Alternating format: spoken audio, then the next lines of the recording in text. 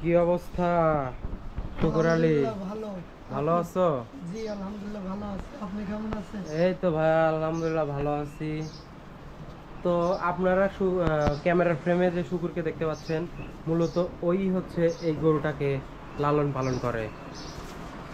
তুমি একটু গলাটা একটু হাতিয়ে দাও, ও যেন তোমার সাথে সুন্দরভাবে ভিডিওটাতে হেল্প করে। তো শুকুর, জি বলেন। তোমার এই গরুটা,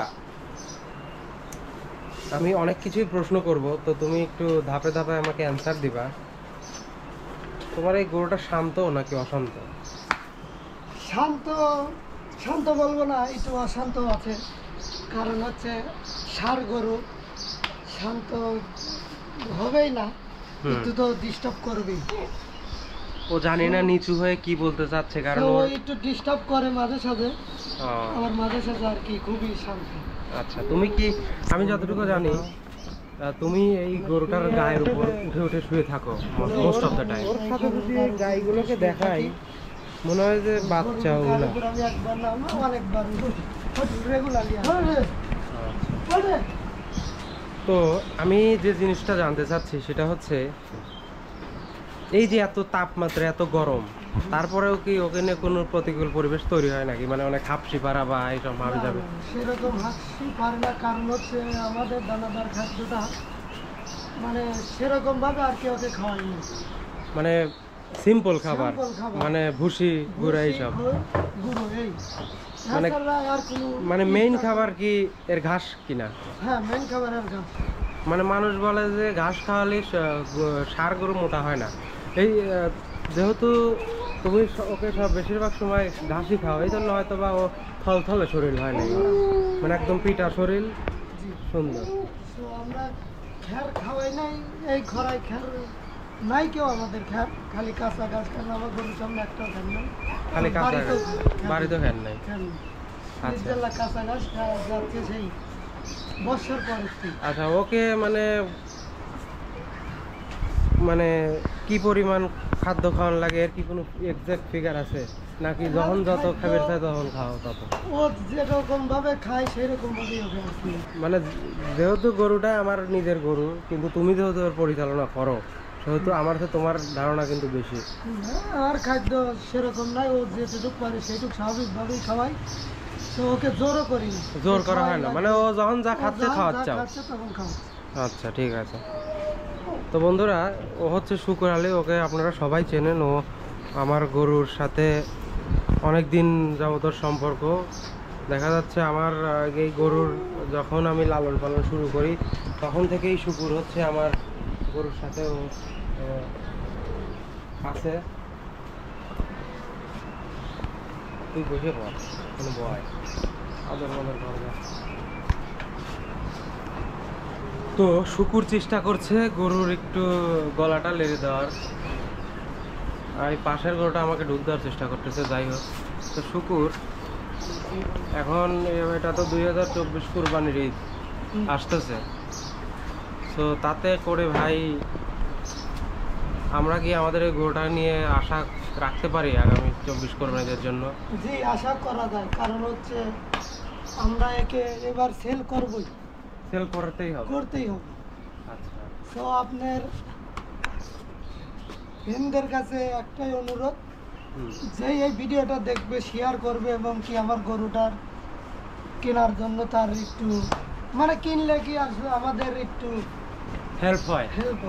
আচ্ছা, যাই হোক, কারণটা হচ্ছে অনেক দিন যাবত, কারণ গত বছরেও আমাদের বিক্রি করার একটা প্রচেষ্টা ছিল, কিন্তু হয় নাই, একটা দুর্ঘটনাবশত। এবার আশা করি বিক্রি হয়ে যাবে ইনশাল্লাহ। যেই আসবে ইনশাল্লাহ দিয়ে দেবো, মানে দামে বাঁচবে না ইনশাল্লাহ। জি।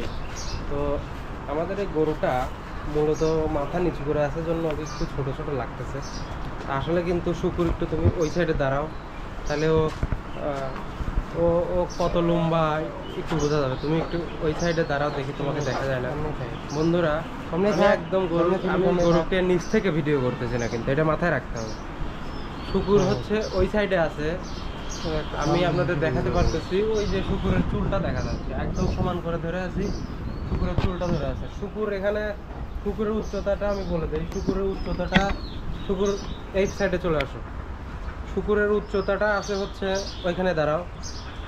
ওকে ওকে, ওইখানেই দাঁড়াও, তাহলে হচ্ছে আপনারা একটু বুঝতে পারবেন। শুকুরের উচ্চতা হচ্ছে 7 ইঞ্চি, 5 ফিট 7 ইঞ্চি, তাহলে 60-67। শুকুরের চেয়েও গরুটা 2 ইঞ্চি উঁচা, শুকুরের চেয়ে গরুটা 2 ইঞ্চি উঁচা, ঠিক আছে। তো সেক্ষেত্রে ওর উচ্চতা কিন্তু আসতেছে হচ্ছে 69 ইঞ্চি, আমি কিন্তু গত ভিডিওতে আপনাদের বলছি।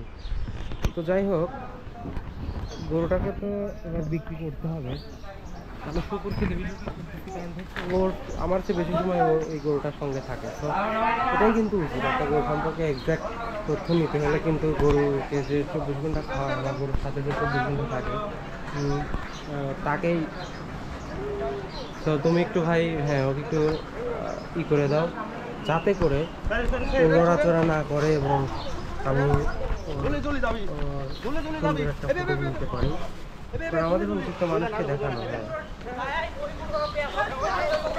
আসলে আমাদের বডি আপনারা একটু দেখতে পারতেছেন, তখন ওইভাবে বোঝা যাচ্ছিল না। গরুর থেকে আসলে ওরা হাইটে কিন্তু অনেক ছোট, কিন্তু ভিডিও তো ওইভাবে আসলে এক্সাক্ট বোঝা যাবে না। উঁচা করে তো 90% টাইম মাথা নিচু করেই থাকে, কিন্তু মাথাটা উঁচা করে তাহলে কিন্তু এর আরো অনেক বেড়ে যায়।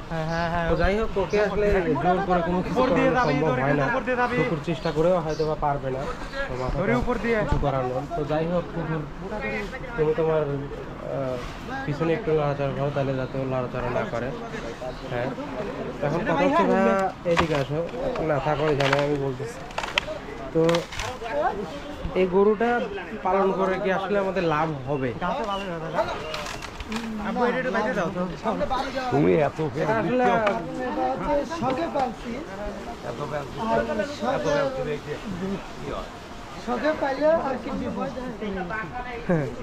এটা আসলে প্রান্তিক, অনেক কষ্টে পালতেছি, সেল দিতে পারতেছি না একটা। মানে বড় গরু প্রান্তিক খামারিরা পাললে এই সমস্যায় পড়বেই। শখ করে, আমার মতো শখ করে শুরু করবে, পরে যা মনে করে ধরা খেতে হবে।